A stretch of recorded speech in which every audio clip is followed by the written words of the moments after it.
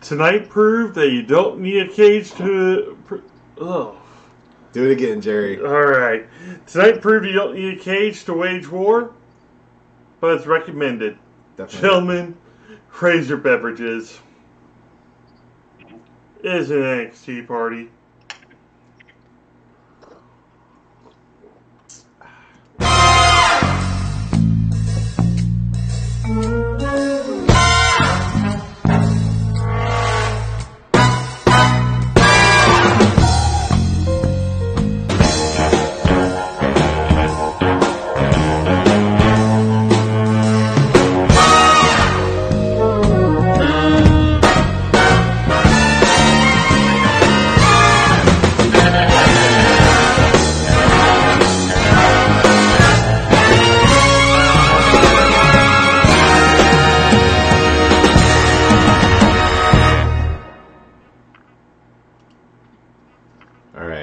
We'll get that worked out one day. Mm-hmm. One day. I'll go left-handed on it, and it'll all be good. In the meantime, welcome everybody to the NXT Party for episode number 71 of NXT UK. I'm your host, the Rated R reviewer, Stefan Osborne, joined as always, live as it can be, by the General Jerry Slaughter. Good evening, wrestling fans. Our second live show on Aftermatch Wrestling. We bring to you, folks, the NXT Party, our first live guest on Aftermatch Wrestling. We've got the Griff, what is it? Mark Griffith of Mark's Reviews. Thank you for joining us, Mark, on Thanksgiving. Happy Turkey Day, everybody. It is just barely the end of Thanksgiving. Okay, so like meaningless football and shit on television, and then we get done with our Thanksgiving dinners individually and gather to watch NXT UK, and it was, man, I think they figured a lot of people weren't going to watch this show. Yeah. Like, the whole point of this show was the main event. Mm-hmm. Like, the main event, you didn't even know it was coming until you started watching the episode, but then you're like, holy, like, before you start watching the episode, it's in the description. 8-man tag. Mm-hmm. Imperium versus Gallus and Dragunov, and it's like, yes. There was no payoff. No. If anything, it just set for more matches, but at the same time, the whole episode, I won't say it was a wash, because we got to see a great return. We got to see, I'll go ahead and say it, a decent women's match. And, well, the women's match was the only match that we knew we were getting this week, and that was the actually, we knew match. we were going to get Ashton Smith and Noam Did Dar. we, though? Yes. Did they make the announcement, or was it just the interaction backstage? Oh, no, they made the announcement. I didn't remember that they made... Was it during the show? My memory, folks. My memory. Yeah. Anyway, we start the show off with Piper Niven versus Jenny, who comes out with Jazzy Gabbard. They didn't show her in the promo last week that whether or not she would be at ringside or not, but yeah, she comes to ringside. But that plays into the story. But before I break down... Well, actually, it was a decent story and a decent match. Mark, what do you think about the opening match here? It was actually better than I expected. It had some good spots overall. I like Piper Niven. I wasn't really sold on her at first. I was going to be putting a lot behind her about the beast promos. So I look for her to get the win in this match, and it proved me right. She actually ended up getting the win, but overall I thought it was an okay opener. Yeah, I think the question going into the match was, could she get the win with Jazzy Gabbard in Jenny's corner? Yeah. But they solved that problem. How'd they solve it, Jerry? Oh, by kicking Jazzy Gabbard out. Yeah. Hit the bricks, but my lady.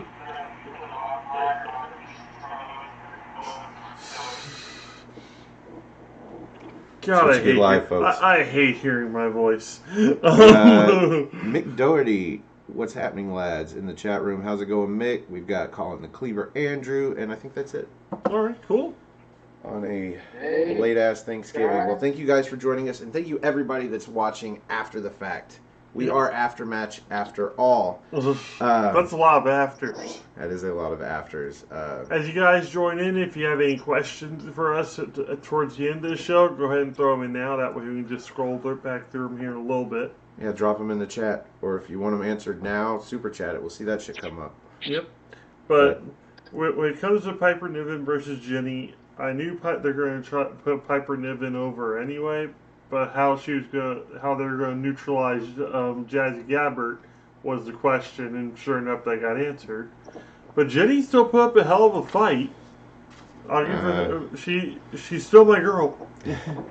She's great for what she is. Mm-hmm. So Jazzy gets thrown out by interfering in this match too many times and being green and taking way too long to pick up a girl when the ref's back's already turned. Why does she keep checking to see if the ref's back is turned before she goes to pick her up? And then the ref turns around and says, "Hey, you!" And kudos to the ref for just not throwing out the match and disqualifying Jenny for outside interference. Well, all she was doing was picking her up. He doesn't know that. For all he knew, he turns around and she had gotten body slammed like 5 times. Yeah, who knows? But he kicks her out, kicks her to the back.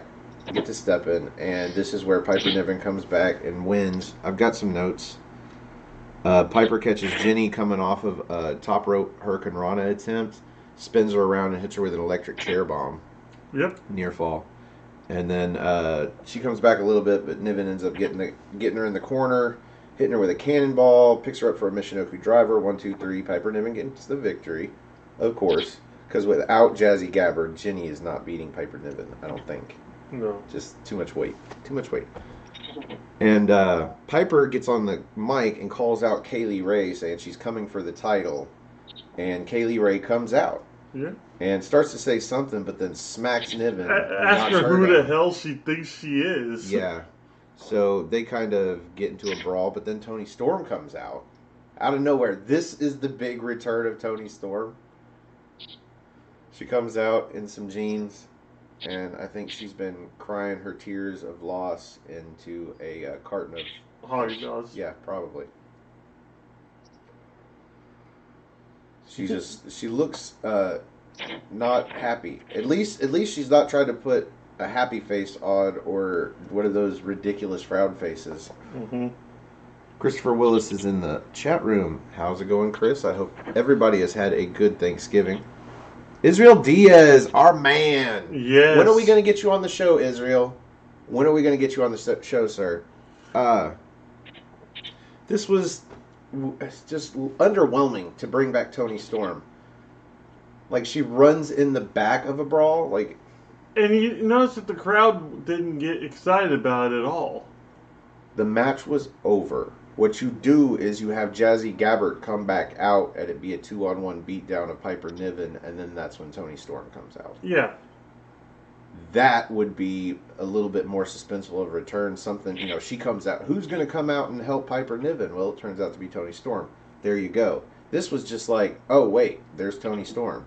She gets a few licks in, but then, Jenny's not stupid. She gets the fuck out of there. Well, not Jenny. Or Kaylee Ray. Or Kaylee Ray, yeah, my bad. I keep forgetting.